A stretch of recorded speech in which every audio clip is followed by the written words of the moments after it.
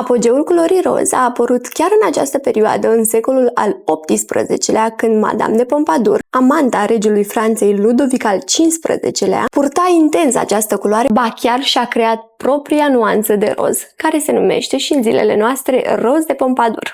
Această nuanță de roz a devenit extrem de populară la marile curți ale Europei. Rozul era cunoscută ca fiind culoarea seducției și da, în această perioadă vorbim subtil pentru zilele noastre, dar extrem de îndrăzneți pentru acele vremuri, despre sexualitate. Astfel, perioada rococo aduce în vedere arta erotică. Se vorbește despre dorință, despre curtare, despre cucerire, despre atracție și foarte mulți pictori au exemplificat-o în operele de artă. După cum puteți vedea în imaginile alăturate, bărbații își doreau foarte mult să cucerească, iar femeile emanau o senzualitate pe care nu am mai văzut-o până acum. Oamenii încă voiau să arate